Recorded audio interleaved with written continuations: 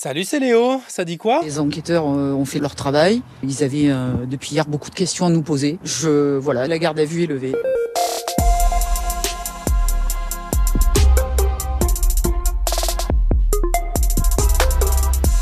Tu dormais sûrement encore quand c'est tombé, petit chanceux. C'est l'info de la nuit dans l'affaire de la mort du petit Émile. Le grand-père concentrait toute l'attention des gendarmes, mais sa garde à vue est donc levée comme celle de la grand-mère, de l'oncle et de la tante du petit garçon disparu à l'été 2023. Tous libres après 48 heures d'audition qui semblent donc n'avoir rien donné, comme me l'explique mon collègue du service police-justice de France Info, Pierre de Cossette. Les éléments matériels n'étaient pas suffisants et on le comprend désormais, il n'y a pas eu d'aveu non plus, fin des gardes à vue donc et pas de mise en examen. Et maintenant l'enquête doit donc reprendre et les gendarmes continuer leur travail de fourmi. Le procureur d'Aix-en-Provence va lui s'expliquer dans une conférence de presse prévue ce jeudi matin. Dans l'actu ce jeudi... On va pas lever les sanctions, ou alors ça veut dire qu'on part en capilotade. J'ai rien compris. Non, ou alors c'est moi. Non, moi non plus, j'ai rien compris. Bah ouais, après ces carabistouilles croquignolesques, je me dis qu'Emmanuel Macron a encore gagné un pari hier soir en plaçant... Capilotade. Dans sa conférence de presse commune avec Volodymyr Zelensky. Du coup, j'ai ouvert le dictionnaire pour comprendre. En capilotade, ça veut dire quelque chose qui est écrasé, réduit en miettes.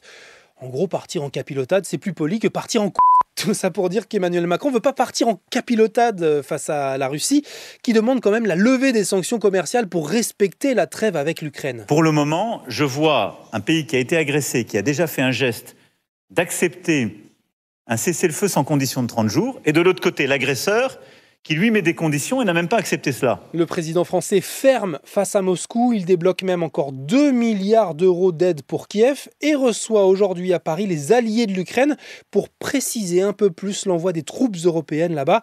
Elles seraient chargées non pas de faire la guerre, mais de maintenir la paix. Et ça, ce ne sera pas une sinécure. Ah, c'est pas faux.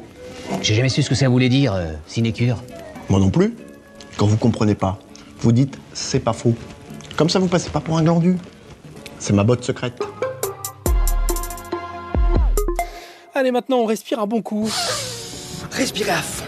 Ça vous rappelle quoi? Ça me rappelle une odeur de pot d'échappement qui menace de revenir parce que des députés de droite et d'extrême droite ont approuvé hier mercredi la suppression des zones à faible émission de carbone. Tu sais, là où les voitures les plus polluantes n'ont plus le droit de circuler dans 13 grandes villes de France, Paris, Lyon, Montpellier ou encore Grenoble. Des députés de gauche, eux, se sont abstenus et donc c'est qu'une première étape. Et maintenant, le texte doit encore être débattu par l'ensemble de l'Assemblée nationale. Pour l'association Respire, ce serait... scandaleux et irresponsable. Tony Renucci rappelle que la pollution fait 40 000 morts par an et que c'est un enfer pour les habitants. Des personnes qui ont de l'asthme, qui ont des graves maladies respiratoires, qui sont parfois obligées de déménager, qui parfois doivent carrément changer de vie avec des véritables préjudices sur leur situation et la santé de leurs enfants. L'air même que vous respirez viendra des profondeurs infernales. Il sera nauséabond, empoisonné.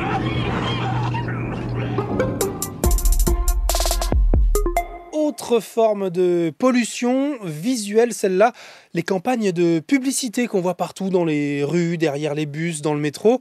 Et ce matin, je voulais te parler de celle de H&M qui s'apprête à donner un tournant inédit à l'industrie de la mode, créer des doubles virtuels de ses propres mannequins. Objectif affiché, limiter les déplacements en avion pour des shootings jugés inutiles. Bon, ça coûtera évidemment aussi moins cher, même si les mannequins seront rémunérés en cas d'utilisation de leur double numérique généré par intelligence artificielle, encore elle, l'IA qui s'invite dans la création et qui inquiète pour l'avenir des emplois. On sera tous des cyborgs dans peu de temps. N'oubliez pas qu'ils sont générés par l'IA. Un thème qui, tu l'entends, a inspiré la nouvelle saison de Black Mirror. Nous sommes ravis de vous retrouver. Ça sort dans 2 semaines, le 10 avril sur Netflix. Ouais.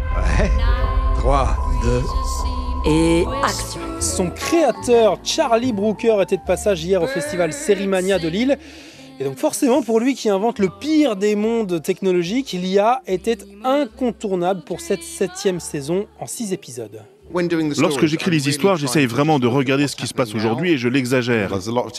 Il y aura beaucoup d'histoires basées sur les technologies. Il y aura des histoires méchantes et d'autres émouvantes. Je ne vois pas quel putain d'intérêt il y aurait à avoir tous ces outils à notre disposition. La technologie n'est qu'un outil, et sans outil, nous serions dans un sacré pétrin. Mais je ne suis pas non plus contre les gens, je m'inquiète simplement de notre propension à la maladresse. quoi sont faits la plupart des jeux. S'échapper. Tuer l'autre. Je n'apprécie pas du tout ce jeu. Je pète les plombs, moi, ici.